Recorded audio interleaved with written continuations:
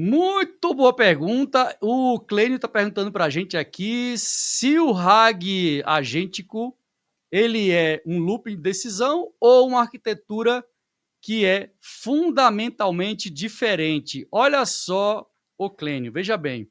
Você vai ver no meu livro que o RAG agêntico, ele basicamente é um RAG, certo? Comum por dentro dele. Só que você imagina, olha o problema que você pode ter. Inicialmente, quando a gente começou, né, a criar a base de conhecimento, vamos assim, uma pessoa da área jurídica, certo? Então você tem vários textos jurídicos lá, jurisprudência de juiz e tudo mais. Aí você criou um RAG jurídico, beleza? Ficou lindo, maravilhoso. Ele dividiu lá os arquivos com os chunks, onde eu vou mostrar, né, nas aulas da mentoria quarta-feira agora. E aí o que acontece?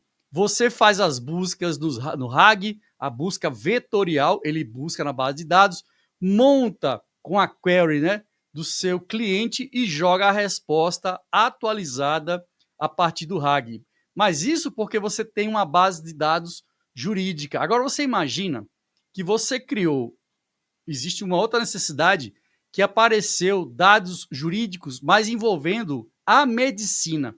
São coisas complementares, mas de certa forma são duas áreas diferentes, tá? Você tem uma área jurídica, por exemplo, que é mais voltada para a área do trabalho, como a área do nosso querido juiz aqui, o Edson Vacari, que é meu aluno, um dos melhores juízes do Brasil, porque usa inteligência artificial, e isso é verdade mesmo. Então você tem uma base de dados ali que é para a área do trabalho, e depois você quer criar uma base de dados mais voltada ali para a medicina, né? Direito médico, aquela coisa tudo lá. Então, ao invés, você não queria que a coisa ficasse meio misturada, certo? Você queria separar essas duas bases de dados, e aí, quando você fizesse uma pergunta para o agente, o RAG, ele buscasse ou em uma base ou em outra, entendeu? Então, o RAG agêntico basicamente faz isso. Ele vai interpretar qual é a pergunta do usuário inicialmente. Depois que ele interpreta essa pergunta, o que ele faz? Ele decide ali qual base de dados ele vai usar, tá certo? Se eu vou usar a base de dados da área do trabalho ou se eu vou usar a base de dados da área médica, tá? Mas existem algumas vantagens além que não só essa questão do agêntico, né? De só escolher qual base de dados você vai usar, tá? No meu livro eu já mostrei algumas coisas assim. Por exemplo, vamos supor que você tem duas bases de dados, mas uma é em inglês e a outra base de dados é em português, entendeu? E aí, quando você tem uma base de dados em inglês, o texto ele tem que meio ser que em inglês. Claro, algumas datasets, alguns modelos de linguagem, que são modelos multilinguais, você pode escrever em qualquer linguagem que ele vai fazer a configuração certinha lá, tá? Vai fazer a configuração certinha para a linguagem lá, não tem problema. Tanto faz você escrever como português como inglês, que ele vai buscar a informação do mesmo jeito. Nos casos anteriores, que não tinha esses modelos de linguagem tão potentes para gerar os embeddings, você teria esse problema, entendeu? Então, com a gente, você já pode pegar a pergunta e traduzir essa pergunta para a base de dados certinha.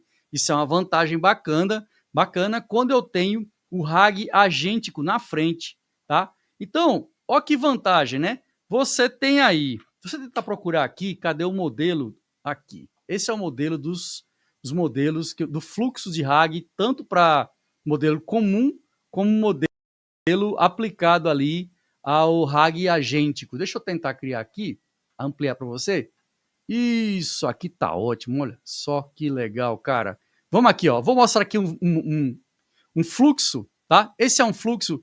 Jorge, vou aumentar aqui, você vai subir um pouquinho. Jorge, se você puder tirar a pergunta da frente, por favor, só um pouquinho.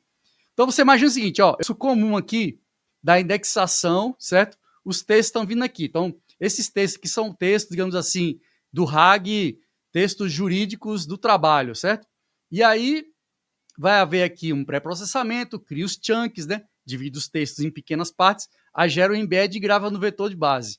Aí, quando um usuário fizer um questionamento, aqui, ó, que for para o embedding, tá? Esse embedding eu tenho só uma base de dados aqui, tá? É isso. Agora, quando eu tenho quando eu tenho uma base de dados onde eu tenho um agente, Olha só o que acontece, ó. Vou ter um agente na frente do retriever, tá vendo? Que a query chega para o agente. Aí o agente vai decidir qual dataset será usado aqui para o retriever, ok? E além disso, eu estou com a query na mão, né? Eu posso fazer qualquer coisa com essa query. Então vamos pensar um pouquinho.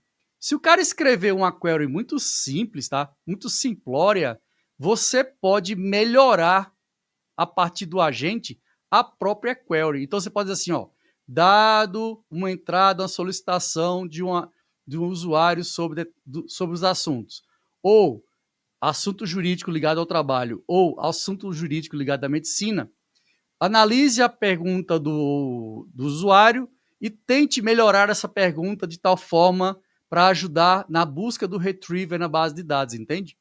Então você veja, até isso a gente pode fazer para trazer uma melhor resposta ao nosso usuário. Isso é muito legal, né? Você veja então que o RAG agêntico que a gente vai estudar, que já é uma evolução, né, do RAG comum, eu coloco um agente inteligente aqui na frente antes da busca, tá? Para analisar o que o usuário quer. Agora, obviamente, quando você tem o uso de agentes dentro do RAG, você pode colocar esses agentes onde você quiser, entende? Você pode colocar esses agentes antes da geração ou depois da geração, tá? Por exemplo, vamos supor que aqui a LLM gerou um texto, aí o agente pode pegar esse texto e fazer um trabalho com a informação que foi gerada, entende? Então, muitas coisas podem ser feitas. O céu é o limite do uso de agentes aqui. O meu objetivo aqui qual é? É mostrar a técnica básica e como é que a gente pode ampliar, né, o uso de agentes, né, nesse caso aqui do Agent RAG, tá? Que é uma ampliação, né, da técnica de RAG, certo? Com agentes de IA, tá bom? Então veja, mais uma vez, inicialmente você tem uma base de dados no RAG comum, você tem uma base de dados comum, tá? Você tem uma base de dados comum e aí você tem busca só para essa base de dados. No agente aqui, no RAG de agentes, então você pode ter mais que uma base de dados, tá? Só que o agente é que vai decidir onde buscar. Então você veja, nesse caso aqui, Jorge, olha que coisa interessante. Porque além de você ter uma base de dados vetorial, tá? Você pode também ter uma base de dados de grafo aqui do lado dessa base de dados, entende? E quem vai decidir qual base de dados será usada vai ser o agente. Então não tem limite, cara. Você pode usar o que você quiser com os agentes inteligentes desse processo. Agora, entenda o seguinte: quando você está usando agentes inteligentes nesse processo aqui, ele vai ficar um pouco. Aí, como eu sempre falo, na computação, tudo é um perde e ganha. Não tem jeito, né, Jorge? Tudo na computação é sempre um perde e ganha. Isso aí. Então você vai ter uma perda de quê? Na velocidade da resposta, tá certo? Do seu sistema. Ele vai ser um pouco mais pensativo. Então, o que, é que você tem que dizer? Quando você faz a solicitação para o sistema RAG, o seu sistema, antes de passar alguma coisa para a gente, tem que dar uma resposta do tipo, aguarde que eu estou pensando, entendeu? E aí o usuário já é propenso a entender isso, né? Porque ele já está meio que acostumado quando usa o ChatGPT, o Gemini, os modelos que são os modelos do tipo reasoning, né? Onde eles pensam. Então ele vai aceitar isso de boa.